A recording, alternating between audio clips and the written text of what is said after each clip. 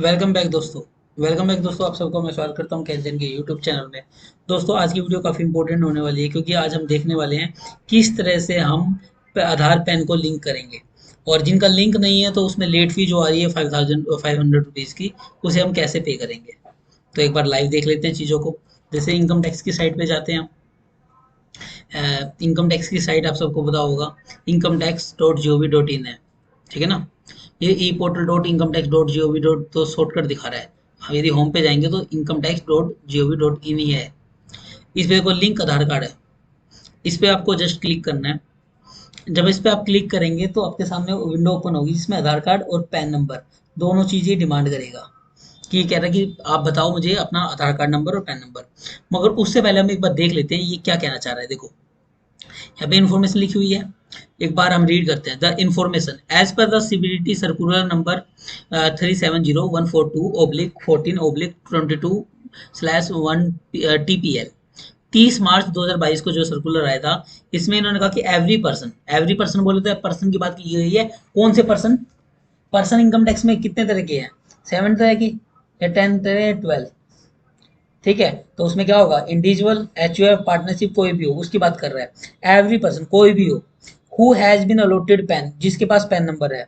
ठीक है, as on 31 जुलाई 1 जुलाई 2017 से and is eligible to obtain Aadhaar card number, और उसके पास वो एलिजिबल है आधार कार्ड नंबर लेने के लिए। Is required to link PAN with Aadhaar before 31 March 2022। मतलब ये तो जा चुकी है मार्च की डेट। तो कह रहा है the tax payer who fail, जिसने नहीं किया, जो नहीं कर पाया, do so are liable to pay the fees of 500 rupees till 30 June 2022। यदि जो 31 मार्च तक नहीं कर पाया, 31 मार्च तक तो फ्री थी, मतलब 30 मार्च तक तो फ्री थी।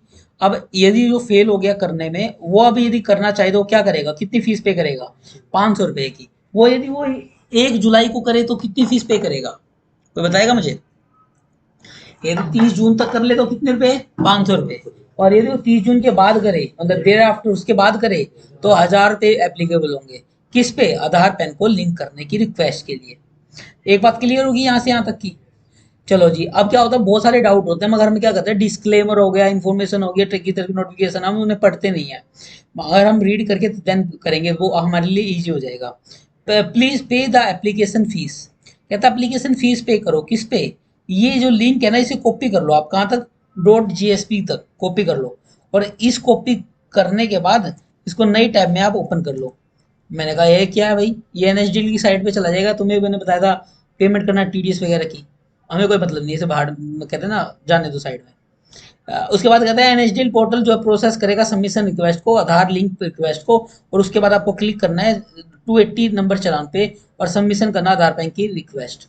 एक बात क्लियर होगी यहाँ पे, नोट करने वाली बात क्या है? जब हम चालान की बात करेंगे 280 की बात करेंगे, तो मतलब 280 वाला कौन सा होता था? इनकम टैक्स वाला, जो एडवांस टैक्स वाली पेमेंट होती थी वो होता था। नहीं याद आ रहा तो आपको दिखाता हूँ। टीडीएस पेमेंट लिखो। टीडीएस पेमेंट लिखोगे, ई टीडीएस पे जाओगे, ये भी वही वेबसाइट पे लेके जाएगा जो अभी हम गए थे। कोई इसमें डाउट नहीं है। चालान 280 की बात कर रहा है, इस चालान की बात कर रहा है। तो पहले तो देखो इतने सारे चालान है, हमें कौन सा चालान भरना है पहले ही पता होना चाहिए ना। तो एक डाउट तो हमारा क्लियर होगा कि हमें कौन सा चालान भरना है, 280।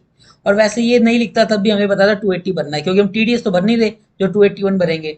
हम भरेंगे क्या? एडवांस टैक्स या किसी भी इनकम टैक्स की पेमेंट कर रहे हैं, तो वो 280 में ही जाएगी। चलो जी, ये तो हो गया। उसके बाद बात करते हैं। ये कहता है in cash payment already done, यदि आपने पेमेंट कर दिया है और एनएचडी पोर्टल पे वो लिंक नहीं दिखा रहा, तो आप ट्राई करना 4 से 5 दिन के बाद। जब पेमेंट कर लो उसके 4 से 5 दिन के बाद। ऐसे मत करना आज ही वेट कर लिए 4 5 दिन बाद करेंगे भाई। ऐसे नहीं, पेमेंट करो, चालान भरो, पेमेंट करने के बाद फिर 4 5 दिन बाद वेट करना। और इसके बाद फिर कहता है make sure the fees done करनी है माइनर 500 एंड। ये चीज मत भूल जाना कि माइनर हेड 500 लेना आपको और मेजर हेड आपको 0021 लेना है। अब ये ही तो चीज है जो सीखने की बात है। इसके अलावा तो हर कोई सीख लेगा। अब यहाँ आओ, प्रोसेसिंग पे क्लिक करो। ठीक है, अब यहाँ पर देखो टैक्सेबल, इसे क्या बोलते हैं? Minor head. मेजर हेड कौन सा है? ये माइनर हेड हो गया, 500 लेना है। और मेजर हेड ये हो गया 0021 लेना है। ओबे सही है, तो हम यही वैसे भी लेते हैं। क्यों? देखो कंपनी तो थी नहीं, इंडिविजुअल का कर रहे हैं, तो हम यही लेते हैं अदर देन कंपनी। तो हमारा मेजर हेड आ गया। अब टैक्स पेमेंट क्या होता है? एडवांस टैक्स कर रहे हो? नहीं जी। सर टैक्स कर रहे हो? नहीं। टैक्स ऑन डिस्ट्रीब्यूशन प्रॉफिट कर रहे हो? नहीं। Distribution income? नहीं। Adjustment of tax? नहीं। एस्टिमेशन ऑफ टैक्स नहीं, सेल्फ टैक्स नहीं, टैक्स ऑन रेगुलर कोई डिमांड आई है नहीं, तो क्या बचा, अदर रिसिप्ट तो बची, तो हम लेते ही यही। तो मतलब पॉइंट वही है, कॉमन सेंस से हम देखे तो, मगर फिर भी इन्होंने ये हमें यहाँ क्लियर कर दिया। तो ये देखा, पता लगा ये कितनी इन्फॉर्मेशन कितनी यूजफुल थी। चलो जी, ये पढ़ने के बाद ही हम आगे जाएंगे। अब कहते हैं जी पेन नंबर लिखो जिसका आपका लिंक करना है। मैंने कहा जी चलो कोई बात नहीं, एक XYZ कोई भी पेन नंबर उठा लेते हैं हम, और उसको लिंक करके देखते हैं कि क्या वो लिंक है कि नहीं है। फॉर एग्जाम्पल मैं अपनी एक पार्टी का पेन नंबर लेता हूँ, जिसने मुझे बोला कि जैन साहब आप लिंक करवा दो मेरे आधार कार्ड के साथ, मतलब इसका लिंक नहीं है। तो देख लेते हैं एक बार पेन नंबर, मैं एक बार ओपन कर लेता हूँ फाइल में, क्या पेन कार्ड नंबर है इसका। पैन कार्ड नंबर मैंने डाला ABTT TPP 1339D। कहते हैं जी आधार नंबर भी डालो इसका। मैंने कहा जी आधार नंबर भी डाल देता हूँ। कहता जी वैलिडेट कर दो, अब वैलिडेट कर दो। मैंने कहा कर देता हूँ। यदि लिंक होता तो कहता है, कह रहा है कंटिन्यू टू पे ऑन NHDL पोर्टल। चलो जी NHDL पोर्टल पे आ जाता हूँ। NHDL पोर्टल पे वहीं पे ले गया ये जहाँ में जाना था। कहता पेमेंट करो। अब हम पढ़ चुके हैं, हमने पता लग गया कैसे पेमेंट करनी है।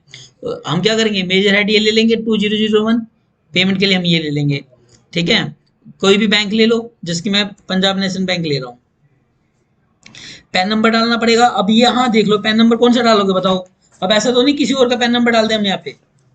पैन नंबर किसका डालना है यहाँ पे बताओ, उसी पार्टी का डालना ना जिसका लिंक नहीं है।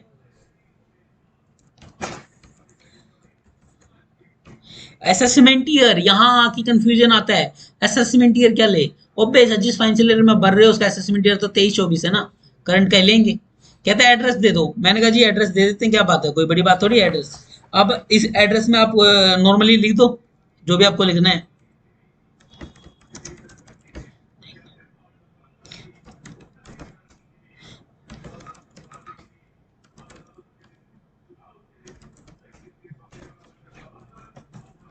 Email ID